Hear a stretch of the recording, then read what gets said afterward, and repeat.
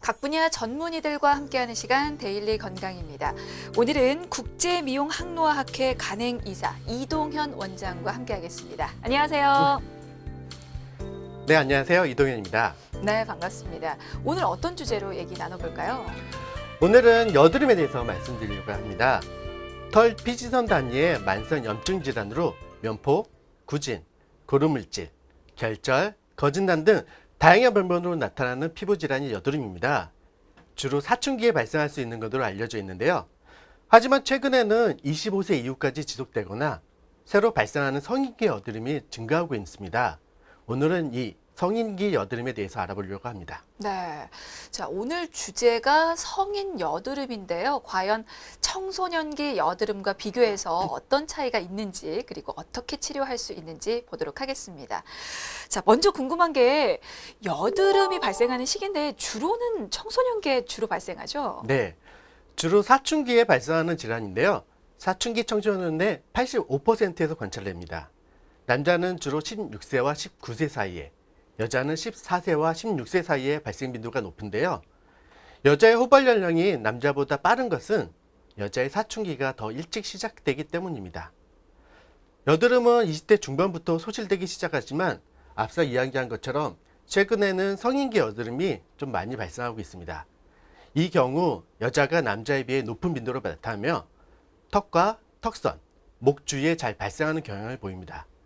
최근에는 40대에서 50대 부분에서도 많이들 발생해서 회춘하는 것도 아닌데 여드름 난다고 하셔서 병원에 찾아오시는 분들도 많습니다. 그렇군요. 그럼 궁금한 게 성인 여드름과 청소년 여드름은 구체적으로 어떤 차이가 있는 겁니까? 네, 청소년 여드름은 이마, 코, 양볼과 같이 T존 부위의 얼굴의 중앙부로 주로 나타나지만 네. 성인형 여드름은 입 주변과 턱 라인, 이른바 U존 부위에 주로 생긴다고 얘기를 하고 있고요. 심한 경우 목까지도 내려오기도 합니다. 또 청소년 여드름은 주로 지성 피부에서 수많은 면포, 즉 화이트헤드, 좁쌀 여드름과 함께 붉은 염증성 병변이 주로 발생하는데요. 성인형 여드름은 주로 복합성 피부에서 생기고 면포는 별로 없이 염증성 병변 위주로 발생합니다. 이게 이제 주 발생 부위와 나타나는 양상에서 좀 차이가 나는 건데 청소년기에서는 여드름이 거의 안 났다가 성인이 돼서 날 수도 있는 건가요? 청소년기에 여드름 증상을 겪지 않았던 분들 중 성인이 되었을 때 갑자기 여드름이 심하게 발생하여 찾아오시는 분들이 많습니다. 네. 근데 그 청소년기 여드름은 그 시기가 지나면 자연스럽게 좋아지잖아요. 그러면 성인 여드름은 어떻습니까? 사실 좀 치료가 어렵고 더 잘 안 낫는다고 봐야 될까요? 네. 나이가 들수록 상처 회복력과 보습력이 떨어지고 외부 요인에 의해서 여드름이 좋아졌다 나빠졌다 하기를 반복하기 때문에 그리고 치료를 하면서 동시에 생활습관 개선이 필요한데요. 그게 쉽지 않아서 치료가 어렵습니다. 또 사실 성인기 여드름은 치료가 반응이 잘 안 되고요. 오랜 기간 치료를 요하는 경우가 많습니다. 그렇군요.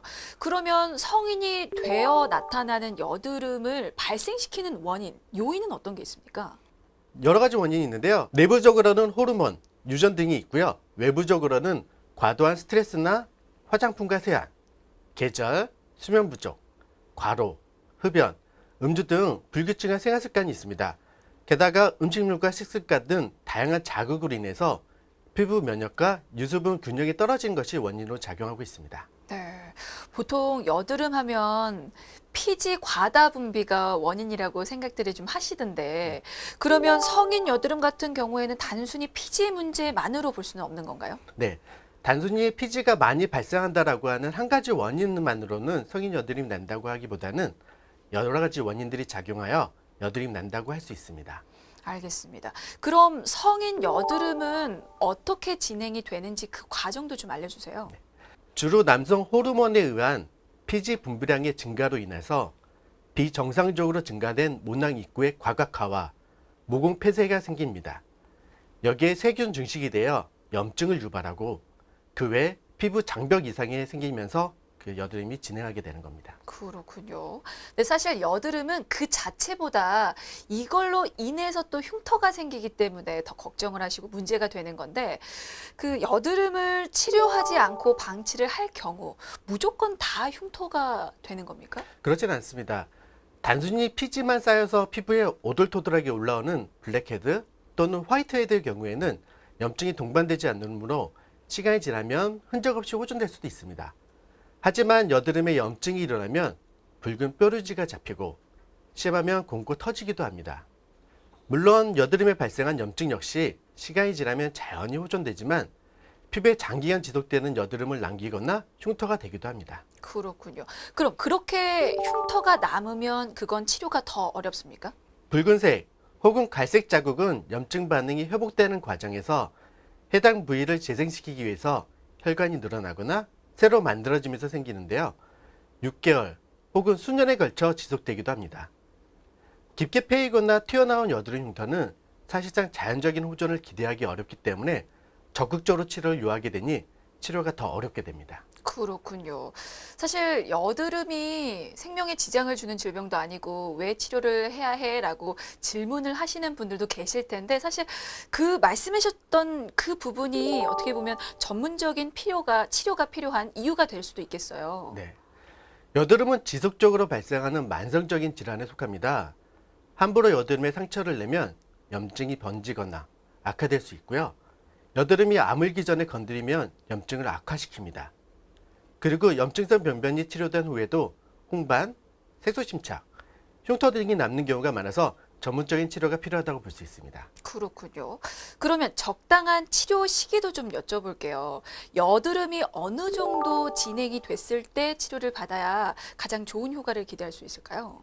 사실 여드름은 누구나 겪는 질환이라고 생각해서 처음에 방치하신 분들이 많습니다. 그냥 방치했다거나 더 번지게나 손으로 짜내서 흉터가 남는 경우가 많기 때문에 가능한 초기에 전문적인 치료를 받는 것이 중요합니다. 네, 빨리 치료를 받을수록 좋다라는 말씀이셨습니다.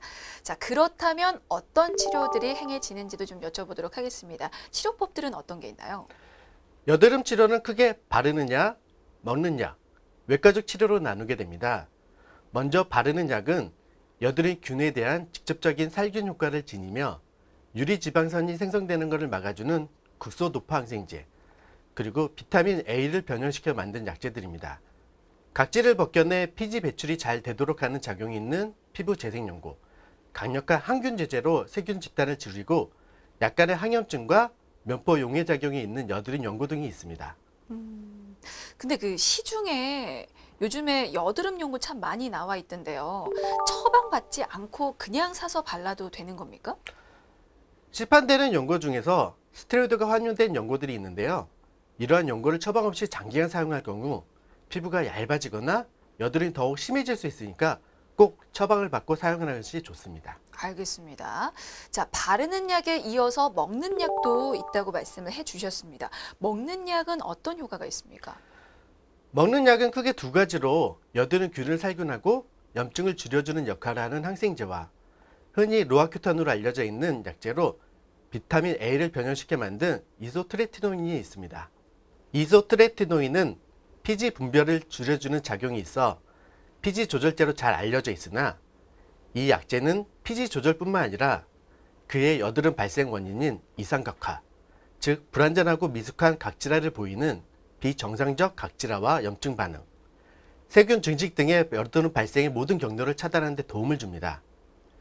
그러나 임신 시 퇴화 기형을 유발할 수 있어 약물 투여 최소 한 달 전부터 투여 중지 1개월 후까지는 피임이 필요하니 참고하시기 바랍니다. 네.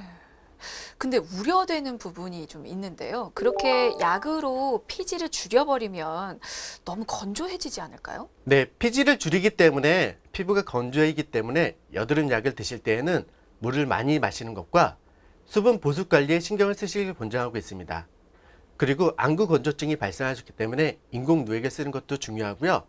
코 점막이 건조해지는 것도 있기 때문에 가습기를 쓰는 것도 중요합니다. 알겠습니다. 자, 이렇게 바르는 약, 먹는 약 살펴봤고요. 외과적 치료법도 있다고 말씀을 해주셨는데 이것도 좀 부연 설명 부탁드릴까요? 외과적인 치료로 증상 부위에 대한 주사요법, 여드름 압출 치료, 박피술들이 있습니다. 크게 곪은 여드름은 보기에도 흉하지만 흉터로 남을 가능성이 많으므로 주사요법으로 치료하며 흉터 발생을 줄여주는데요. 여드름이 심해 피부가 딱딱해졌을 때는 그 부위에 묽게 만든 트리암시놀론을 직접 주입하여 여드름이 빨리 없어지도록 하고 흉터가 남지 않도록 합니다. 부작용으로 피부가 위축될 수 있으니 6에서 12개월 정도 지나면 회복되므로 크게 걱정하지 않으셔도 됩니다. 네, 지금 말씀해 주신 치료법이 외과적 치료법 중에서도 주사 치료인데요. 압출 치료도 있다고 하셨어요. 이거는 집에서 직접 짜는 것과 다르게 흉터가 남지 않는 거죠? 여드름을 무리하게 짜면 치료가 끝난 후 흉터를 남기게 되는 경우가 많습니다. 그 이유는 염증에 의해 약해진 기름센 벽을 무리하게 짜서 파괴시키므로 염증이 더 크게 생기기 때문인데요. 피부과에서 시행하는 압출 치료는 모공 입구를 깨끗이 세안한 후 뜨거운 수증기로 모공을 넓히고 특수한 기구로 여드름을 짜게 되므로 이런 부작용이 생기지 않게 됩니다. 네. 그럼 이게 한 번에 전체적으로 다 압출을 해도 되는 건가요? 아니면 정해진 기준이 있습니까? 특별한 기준은 없습니다. 환자의 피부 상태와 여드름 상태에 따라 달라질 수는 있습니다. 알겠습니다.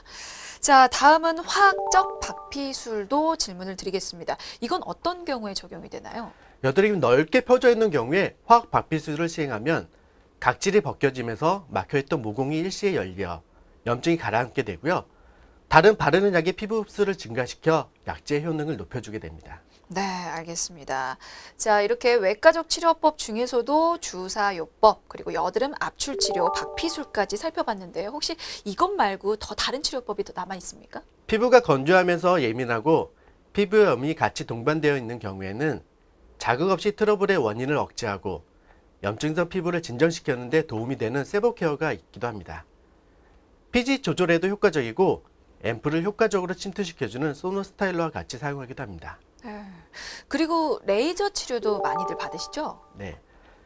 빛에 반응하는 물질인 광과민제를 피부에 바른 후 피지선과 모공에 선택적으로 흡수하여 특정 파장의 레이저나 빛을 쏘여 활성화시켜 피지선과 모공 속의 여드름균을 파괴시키고 피부 표면의 각질층을 탈락시켜 모공을 막고 있던 각질을 제거시키는 광역동 치료가 있습니다. 이외에 스무스빈, 테라클리어 등의 레이저를 이용하여 치료하기도 하고요. 또한 절연된 마이크로 니들을 사용함으로써 표피에 화상을 입히지 않고 안전하게 과증식된 피지선만을 선택적으로 파괴하여 여드름의 근본적인 원인을 효과적으로 치료하여 반복되는 트러블의 재발을 방지하는 아그네스 레이저를 사용하기도 합니다. 그렇군요. 근데 레이저 치료 후에 피부 붉어짐 같은 부작용을 호소하는 분들도 좀 계시던데 레이저 치료 후 발생할 수 있는 부작용이 있다면 어떤 것들이 있습니까? 발생할 수 있는 부작용으로는 홍조, 가려움, 자극감, 통증, 화끈거림, 붓는 느낌이 있을 수 있으나 대부분 자연스럽게 좋아집니다. 시술 후 일시적으로 염증성 뾰루지가 올라올 수 있고 피부 착색이 발생할 수 있으나 이것 또한 대부분 흉터가 남지 않으니 시간이 지나면 자연적으로 없어진다고 볼 수 있습니다. 그렇군요. 알겠습니다. 자, 이렇게 해서 성인 여드름의 치료법 살펴봤는데요. 사실 한두 개가 아니잖아요. 이게 여드름의 어떤 진행 정도라든지 개인의 피부 상태에 따라서 다른 치료법들이 적용이 되는 겁니까? 네, 개인적으로 여드름이 발생하는 원인이 다른 것처럼 병원에서도 치료할 수 있는 경우의 수가 굉장히 많습니다. 기본적으로 여드름이 발생한 것은 4가지 원인 때문인데요. 여드름균 때문에, 세균 때문에, 모공이 막혀서 그 다음에 모공 속에 박혀있는 피지선의 과다 분비로 발생하는데요. 그 각각마다 발생할 수 있는 그런 경우를 치료하는 방법이 각각 다릅니다. 과피지의 경우에는 루아큐텐이나 호르몬 억제 경구제를 먹고 과각질의 경우 아하나 바하 또는 스피큘링 등 각질을 깎아내는 화학적, 물리적 필링을 합니다. 또 염증의 경우에는 경구형 항생제나 주사제, 그 다음에 여드름균에는 국소 항생제나 경구형 항생제로 치료하게 되는 게 일반적인 방법이라고 얘기 드릴 수 있습니다. 알겠습니다. 그리고 무엇보다 중요한 게 치료 후 관리법일 것 같은데요. 어떤 부분들을 좀 주의해야겠습니까? 집에서는 꼼꼼한 클렌징과 염증에 바르는 스판 연고 등의 사용이 중요하며 염증이나 피지 분비의 증상이 심한 경우에는 일시적인 해결을 위해 항생제, 피지 억제제를 단기간 사용할 수 있습니다. 또한 피부가 건조하면 여드름이 더 심해질 수 있기 때문에 수분 관리를 잘 해주셔야 됩니다. 그리고 자외선 차단제도 꼼꼼히 사용하시는 게 중요합니다. 네. 사실 어떤 질병이든 또 재발의 가능성이 있는데 어떻게 해야 재발을 좀 줄일 수 있을까요? 여드름 복합 치료와 동시에 생활습관, 화장품 사용 방법, 세안 습관, 식습관 등이 함께 교정이 된다면 피부가 염증기를 지나 안정기를 찾게 되기 때문에 재발 가능성이 줄어들 수 있습니다. 알겠습니다. 자, 성인 여드름의 치료 그리고 관리법까지 살펴봤는데요. 끝으로 예방법도 좀 기뜸 부탁드릴까요? 스트레스나 과로, 흡연 및 음주를 피하는 것이 좋으며 너무 강하고 잦은 세안을 피하는 것이 좋습니다. 또 턱을 괴고 있는 습관이거나 아니면 엎드려서 자는 것 등 압박을 가하거나 마찰과 같은 기계적인 자극들도 여드름을 심하게 발전시킬 수 있어 피하는 것이 좋고요. 함부로 손을 이용해 짜는 것은 여드름 염증을 유발시키며 흉터를 남기기 쉬우므로 피해야 합니다. 여드름 위주의 화장품을 사용하고 적당한 산책과 운동, 충분한 잠을 자며 비타민이 많은 채소와 과일을 섭취하는 것이 좋습니다. 네, 알겠습니다. 자, 오늘은 성인 여드름에 대해서 살펴봤고요. 여기서 마무리 짓겠습니다. 지금까지 이동현 원장이었습니다. 말씀 감사합니다. 감사합니다.